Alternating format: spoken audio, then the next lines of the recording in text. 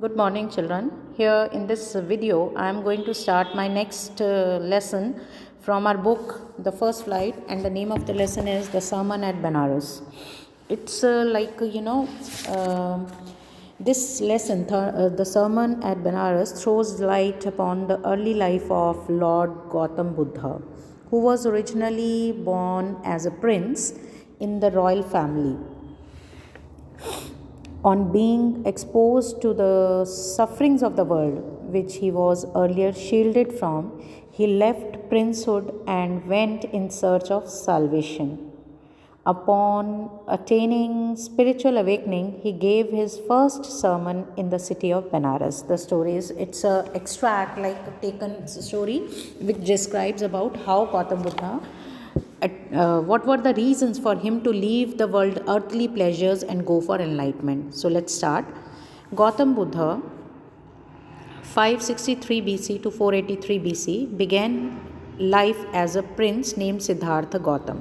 The name of Gautam Buddha, early name was Siddhartha Gautam, and he was in northern India. At 12, when he was 12 years old, he was sent away for schooling in the Hindu sacred scriptures, and 4 years later he returned home to marry a princess.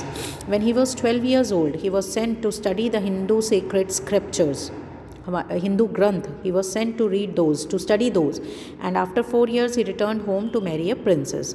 They had a son and lived for 10 years as befitted royalty. They had a son, and for 10 years they both got married, and for 10 years they lived a life of royalty with all privileges and everything they had, like a royal people. At about the age of 25, the prince, here it means the Gautam Buddha, heretofore shielded from suffering of the world while out hunting, chanced upon a sick man, then an aged man, then a funeral procession, and finally a monk begging for alms. Once Gautam Buddha, when he was 25 years old, till now he was shielded from all the sufferings of the world. He had never witnessed any suffering in the outside world. But once, when he was 25 years old, he went out for hunting, and on his way to the jungle, what he saw a sick man, then he saw an aged person, then he saw a funeral procession, and then finally a monk who was begging for his daily needs. Alms means needs. These sights so moved him that he at once went into the world to seek enlightenment concerning the sorrows he had witnessed. These things moved his heart so badly. He was like in a deep grief or sorrow, you can say. He was deeply moved, shaken by seeing these sorrow, that he immediately left his house and went to seek the enlightenment. He wandered for 7 years, and 7 years he wandered here and there, and finally sat down under a peepal tree. And finally he sat down under a peepal tree, where he vowed to stay until enlightenment came, where he decided or take a vow that he will not move from this place until he is enlightened. Enlightenment came after 7 days.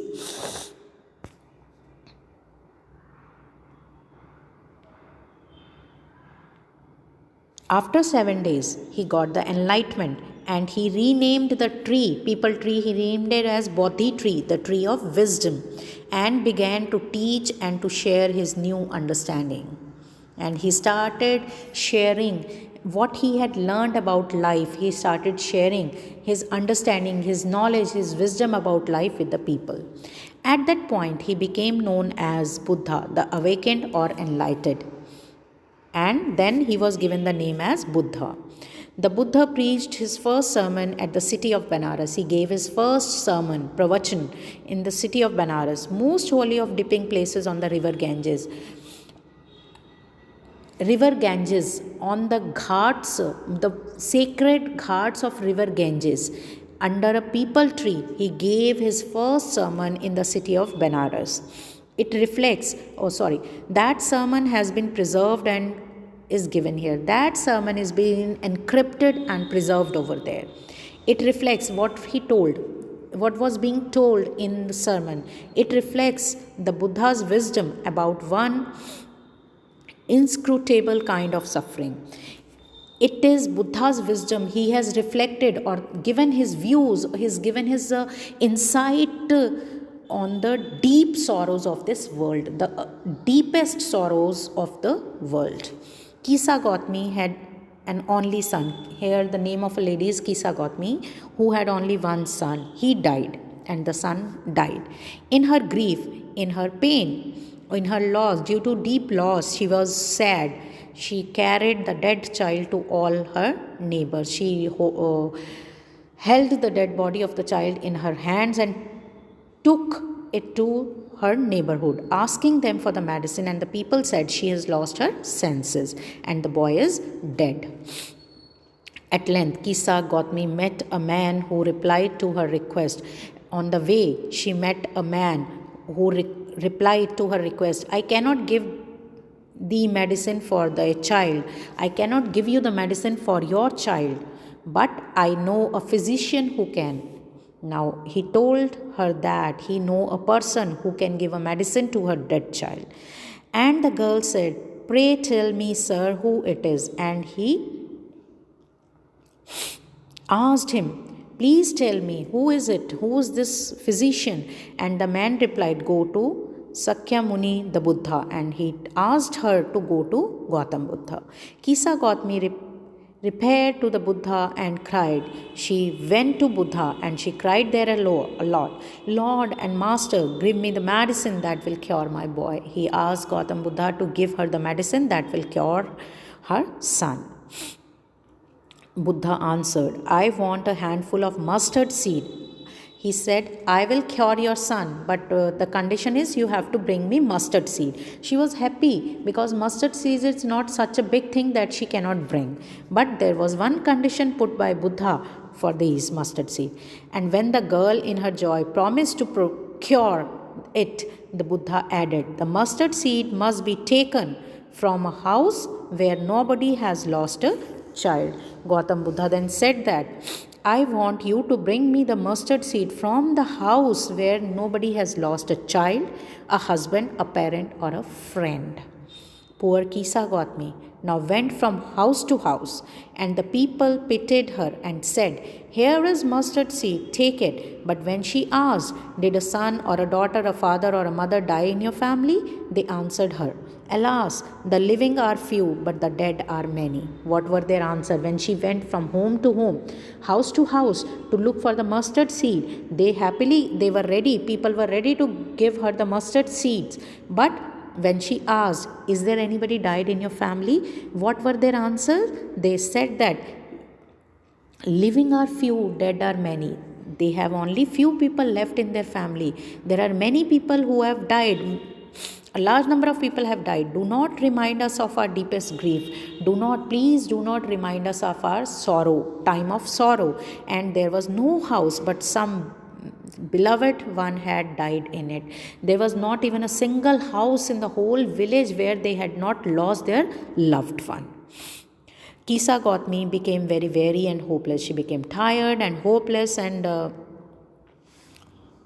pessimist, and sat down at the wayside watching the lights of the city. She sat on the roadside and she was watching the lights of the city as they flickered up and went extinguished again. As they flickered, they moved like shivering, and lights come and go, they flickered and then they extinguished again. At last, the darkness of the night reigned everywhere. Everywhere there was darkness, and she considered the fate of men, that their lives flicker up and are extinguished again. Then she understood. Then she correlated the life of the human being with those flickering and extinguishing lights. She understood the life of the man is also the same. And she thought to herself, how selfish am I in my grief? How selfish I have become in my sorrow, in my sad mood.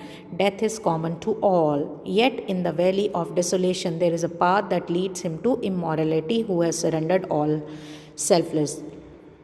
Still, in this area of deep sorrow, there is a way which will take her to the path of immorality if the one surrendered all his or her selfishness. Buddha said, the life of then Buddha preached and told her, the life of mortals, those who are bound to die, mortals. The life of mortals in this world is troubled and brief and combined with pain. There is always ups and downs in the life of mortals or living people, for there is not any means by which those who have been born can avoid dying. There is no means on this earth that those who have taken birth will not die. One day they have to leave this earth. After reaching old age, there is death.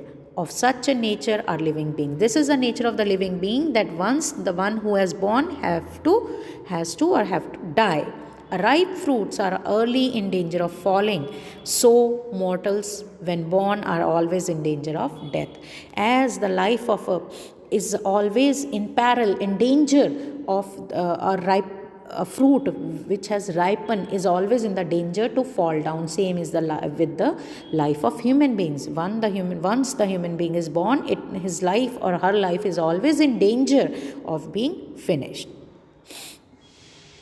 As all earthen vessels made by the potter end in being broken, so is the life of mortal. As all the earthen vessels, mitti ke bartan, which are made by the potter are finally break down, so is the life of mortals.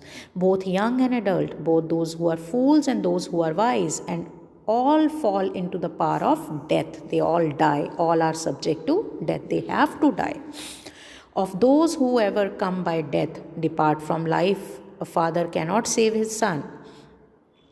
Of those who overcome by death depart from life, a father cannot save his son. She said, Gautam Buddha said, those who die, जो मर जाते हैं, मृत्यु का शिकार होते हैं और जो जीवन से जाते हैं, कोई भी, never a father is able to save his son, nor kinsman their relation, nor a person can save his or her relation. Mind it, remember, while relatives are looking on and lamenting deeply, one by one mortals are carried off like an ox that is led to the slaughter. While the relatives are keep on lamenting means crying, feeling bad on the death of someone. When people cry, that is called lamentation. When the people or the relatives cry over the death of their loved ones, one by one the people are carried off from this earth, as one by one the oxes are taken to the slaughterhouse for slaughtering.